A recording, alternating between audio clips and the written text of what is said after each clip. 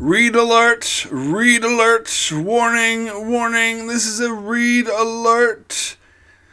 Read. Get it? Read? Oh my god, that's so stupid!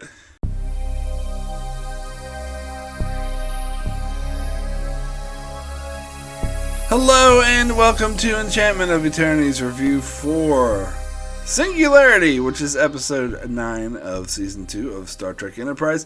This video is a part of a series of videos where I review episodes of Star Trek as determined by my user polls. The episode to win my latest user poll for Enterprise is some people want to hear me talk about some bad episodes. So the episode that won my latest user poll is Singularity.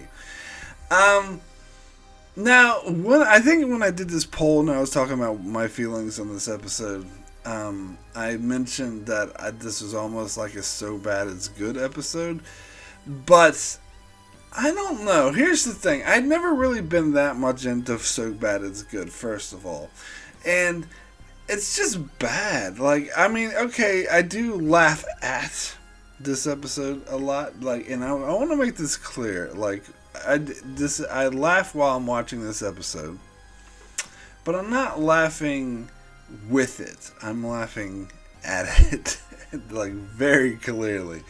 Anyway, first of all, synopsis of this episode. So, the various crew members of the Enterprise get really obsessed with their menial tasks that they just happen to be doing, because they're near a singularity that's sort of driving them insane, and their personalities they're being obsessive to the point of wanting to attack each other, but then they all become incapacitated, and T'Pol's the only one who's not affected, because of course she's not, and she has to work with Archer to save the Enterprise before the crew is killed and the ship is destroyed by the singularity.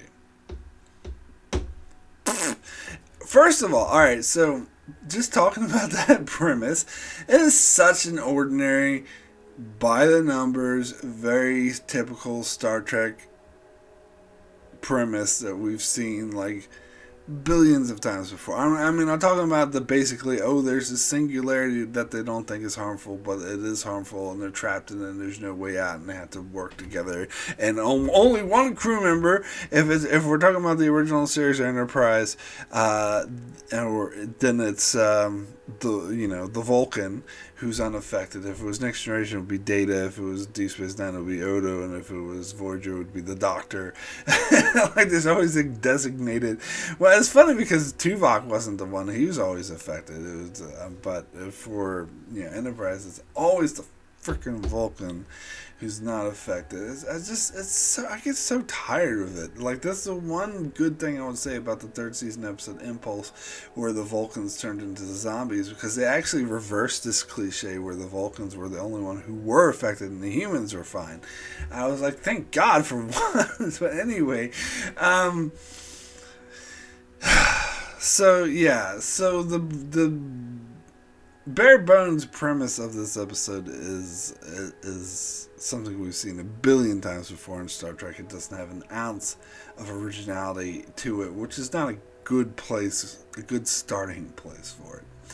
And it's funny because many of the season 1 and 2 episodes of Enterprise, and this is why I despise season 1 and 2 of Enterprise, many of these episodes, when I watch them, I'm like, why does this exist? What is the point of it? Where I feel like every other show, even Discovery, and the later seasons of Enterprise, and even some of the earlier seasons, the seasons that weren't so good, like the early season of Next Generation, every other season of Star Trek, I feel like they might be messing up, or maybe they're writing bad episodes, but I feel like they have a reason to exist. They have a reason, they have something to say, they have a story idea in mind. Maybe they don't get the story idea across. But with many of the episodes of the first 2 seasons of Enterprise, I feel like there is no reason for exist. There is no love behind the writers. There's no desire to create. It's just, well, we need a Star Trek show one, so let's just come up with more atypical cliche Star Trek banter just to keep the Star Trek fans happy. I think that really sums up what I don't like about the first two seasons of Enterprise, and I really feel like that's what this episode is. It's like, oh well, yeah, let's just do another Singularity messing up, but here you could say there's an interesting twist because this time the weird anomaly Singularity BS just so happens to make people become obsessed with their works. Ooh. And they all become so obsessive and have to get this task done, whatever it is. Alright, first of all, that is such a very specific side effect of a singularity that I call complete, total, and utter bullshit. You know, not that Star Trek has always been scientifically accurate, because I talked about in many other videos that it's not, and who cares if it isn't. But that is if it's using it to tell good stories, if it have a good, interesting, speculative arc, or a good character arc, or just a thrilling story. But if you're just going to do the same old bullshit over and over again, then I'm going to notice the fact that your science makes no sense, and in fact is quite ridiculous. I'm going to notice that a lot more. And here's the thing, like, in a way, I say this episode is so bad it's good, because as I said, I did laugh at it several times, because it's the premise is just so dumb and I know it's probably intentionally trying to be a bit humorous, and some people might be like, well, I was laughing with it, it was funny, I thought. But here's the thing, I really draw the distinction between laughing with it and laughing at it. Even though you may say some of these jokes that I laugh at were intentionally jokes, and they were meant to make the audience laugh, but there's a hint of like disdain for the material in my laugh, if that makes any sense, which is why I would draw a distinction between laughing with it and that. It's not like, oh, that's a funny joke. It's more of, oh my god, this is so stupid. What the fuck is this stupid bullshit nonsense? That's more to do with whenever I laugh at this episode. So Archer becomes obsessed with writing the speech. Tucker becomes obsessed with building the captain's chair, which I don't even think is funny. That's just so stupid, it's stupid. And Reed becomes obsessed with his Reed alert. I'll get to that shortly. Oh my god, that's the dumbest thing of it all. And Hoshi becomes obsessed with cooking, which seemed like kind of just thrown there and unnecessary. They didn't even focus on that. They just, let's give Hoshi something to do. And the doctor becomes obsessed with examining Mayweather's headache. Dr. Phlox, not the doctor, that's from Voyager. But anyway, so they all become obsessed with the various things, and I just think the concept of that as an episode is just so terrible. It's so dumb. Now here's the thing. When I was saying before about watching So Bad It's Good episodes, when I watch this episode, it's just bad. Like, I do take some enjoyment from it. As I said, I do laugh at it sometimes, just how ridiculous it is, but it's hard for me to get through. Like, I had to actually stop this episode halfway through and wait a day and watch the rest, because it's too grating on the nerves to sit there and watch the whole thing. And it was even worse when I was watching season 2 of Enterprise, like binge watching it in order. I had to take a lot of breaks. Although, to be fair, this is, to me, one of the worst episodes of season 2 of Enterprise, which, in my opinion, is the singular worst season of the entire Star Trek franchise. And it's so funny, because I hear people complain about season 3 and 4 of Enterprise, but whenever I watch even bad episodes from those seasons, it's and then I go watch something like that, and then I go straight to back to season 1 and 2. It's like the contrast is just so blaring. It's like there's not even any comparison. It's like comparing a Picasso to finger painting from a 5-year-old. And that's not to say. Well, maybe Picasso's not the best analogy, because that's not to say. As I said, even there are some bad episodes in season 3 and 4 of Enterprise, and some that I wouldn't like. But even they, when you compare them to the bad episodes of the first 2 seasons, it's like night and day. It's like it's just hard to explain the feeling, because I've been watching a lot of season 3 Enterprise and a couple season 4, and so this is the first time in a while I've watched the season 2, and it just hits me in the face, just like how terrible this season is, of course. But as I said, this is actually one of the worst of season 2, because it's just, these characters are so uninteresting, and as I said, it feels like the writers don't have a reason for this episode to exist. They just like, oh, let's have them act crazy and obsessed with doing shit.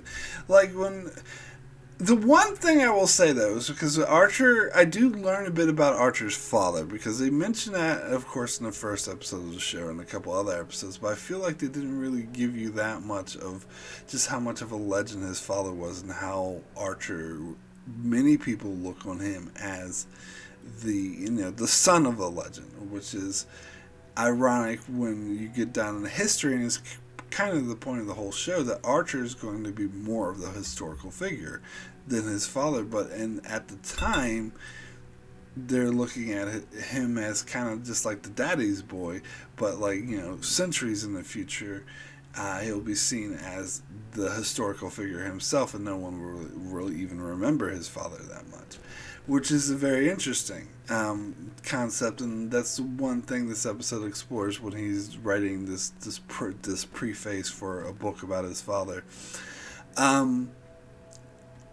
But of course, that doesn't make this episode good, because everything else around it is so overwhelmed. Like the fact that, like, there's a scene where he's trying to, like, dictate the speech, and he's, like, erasing it and starting over again, and then his Porthos's dog, like, barks because he wants to be fed, and he's like, quiet! And, like, they make, like, that's the big suspenseful moment. They play, like, the suspenseful music and end the scene with dun dun dun, he's yelling at his dog, dun dun dun. Like, what? Oh my god. And the other thing is, it's like, this episode is painful in its pace, like the way it's slowly, like, it just recircles and reinforces what we are already aware of. It doesn't give you any new information. It's just, okay, so we're shown from the start that these people, they're slowly starting to become more and more obsessed with their specific tasks, to the point of being completely unreasonable. And then they keep doing it, and they keep doing it, and they keep doing it. So at one point you're like, I get it. He's obsessed with writing the speech. Tucker's obsessed with making the chair. Hoshi's obsessed with making this. But they keep doing it. They keep going, keep going, keep going. And it's just like, it's it's painfully boring. It's painfully boring. It's like, we got this 20 minutes ago. Like, move on. Like, do something. Tell an interesting character story. Do something interesting. But they don't.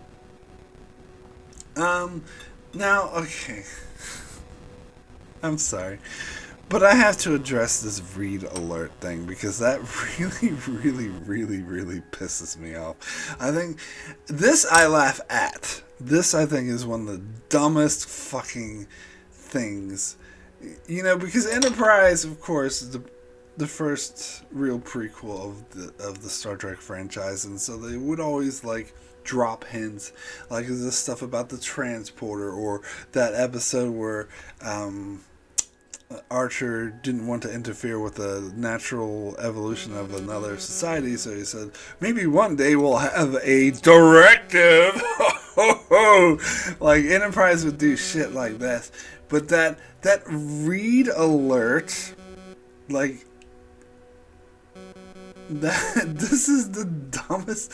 I remember when I first saw this episode, he was like, and Tucker's like, "Oh, leave me alone. I don't have time to deal with your read alert." And as soon as I heard that, I was like, "Oh no!" So, so obviously, if it's been a while since you've seen the episode, Reed was trying to work on what is basically the precursor of the Red Alert, which personally I don't think I need an origin story for the Red Alert. First of all, it's just a fucking Red Alert. We don't need an origin story for the Red Alert. But anyway, because he's trying to get a way to bring the crew up to battle stations quicker. Although, again, the one little snippet of something that I liked about the storyline is that he brought up past episodes and talked about how the crew's battle response time to these battle situations was lacking, and that I actually appreciated that because he's right. They're incompetent, and I actually think he's correct in this situation. Although I kind of don't buy they wouldn't go into space without having something like this set up in the first place, personally. But, they're supposed to be inexperienced. But no, inexperienced does not mean incompetent. And that's just something that the first 2 seasons get mixed up way too much. Anywho, sorry. So Rita's trying to come up with this alert to have an alert blare and to bring the crew ready. And so Tucker says, and he even said, like, it's not like it's just a throwaway line where Tucker's like, "Oh, I don't have time for this Reed alert," because Reed even latches onto it. It's like, Reed alert, very interesting. And I was just like, no. And then later he's like, "I was thinking about the name of Reed alert. That's a bit narcissistic. I think I'll call it tactical alert." Now this is what annoys me, because even though that would be really stupid if you went from Reed to Red, but they never actually called a Red Alert. Not for the rest of the entire show. It's always a tactical alert up until the very end of the series, which that always bothers me, quite frankly, because first of all, it's not always a tactical situation. Maybe I don't know. There's other things, like maybe there's a malfunction, or maybe an asteroid is like in here. There's like a couple asteroids in their way. Is that really a tactical situation? I don't know. It doesn't seem like tactical really describes it. Where Red is just more general. It's just like danger, basically. It's just like a sign for there's something danger and you all need to be alert. So that's why Red Alert makes a lot more sense than Tactical Alert, and it seems to me that they purposely avoided Red Alert, that term, because of that stupid Reed Alert comment, and they didn't want to go, since we said Reed Alert, we don't want to get straight there from her. But they should have just called it a Red Alert. And in fact, but as I said, like, we don't need a freaking origin story for goddamn Red Alert. It's just a Red Alert. It's not that big of a deal. And then, like, Tucker being obsessed with the captain's chair. It seems like that's like minor nitpicky things that some people point out, like some certain fans, whatever, are obsessed with the captain's chairs. Well, I don't care. I don't need to see a whole episode with him like fucking around with it. And at the end, like, all he does is he decreases it 1 centimeter, and Archer's like, "Oh, that's much better." That was so stupid. Oh God, I hate this episode so much. It is so painful to watch. Now, I will say, Read Alert. I will say that the ending kind of saves this episode for me. Even though, again, it's kind of stereotypical. It's typical of something like Booby Trap, whatever, where the captain has to pilot their way out. It was at least suspenseful once the crew got incapacitated. But that kind of begs the question, like, do we even need to go through all this bullshit of them being obsessed over shit when it's just going to lead them to being knocked out and unconscious anyway by the singularity? Couldn't we just jump straight to that and have them... And by that stage, it was about more of them being physically impaired. Like Archer, it was about him... Like, he had a hard time thinking because the radiation was affecting him. So it had absolutely nothing to do with this, like, obsessive behavior. So it seems to me like all that bullshit was really unnecessary. It didn't serve any purpose other than to be stupid. But then but the ending... Again, was somewhat entertaining, and I do like how T'Pol had to pull him out of it and get him together. Although, like, their excuse for not using Mayweather was kind of dumb. I do at least like how when T'Pol told Archer that they needed a pilot, Archer's first thing was like Travis immediately. But their excuse for not using him was T'Pol said, "Oh, he's been sedated." So sedated people can be woken up. I thought they could, personally. I mean, everyone else is knocked unconscious. Is it really any different that Mayweather's been I don't know. That reeks of a stupid excuse to have the captain save the day cliche, which, as I mentioned before in Booby Trap and other episodes, bothers me. Why you don't always have to have the captain to be the one who physically saves the day. But anyway... I did find that an exciting scene where T'Pol and Archer were working together to try to get the ship out of this situation. But just know what I mean. I don't mean this is like, oh, it was a great scene. I loved it. It was amazing. I mean, it brought this episode from being a total crap fest to being a slight crap fest. Like, it elevated it slightly, very slightly. I was like, okay. So this part actually does have some entertainment value to it. This part is actually interesting, and it isn't totally ridiculous and stupid and something I want to mock and make fun of. But yeah, I don't know if this episode would make a good viewing for a So Bad It's Good. I mean, as I said, there are like that read alert shit and other parts that are just so stupid, like him yelling at his dog and him going da da da, like that is kind of So Bad It's Good. But most of it's just boring and tedious and stupid, which is the main problem of Enterprise. So anyway, my rating for Singularity out of 10 is a 2, extremely poor. And as I said, this would have easily been a 1, but that ending slightly elevates it to a 2. But I do think this is one of the worst episodes of... This did make my top 10 worst of Enterprise. It's one of the worst Star Trek episodes in general, I think. I think this is... As I said, like, this episode in particular is like there's no reason for it to exist. It's the writers, and this is a problem for a lot of season 1 and 2 of Enterprise. They had no reason, they had no ideas, they had no creativity, they had no purpose for doing it. They're just like, I don't know, let's just have them get obsessed with over their meaningless task. And we can make a joke about a read alert. Yeah, that's basically what this episode is, so screw this episode.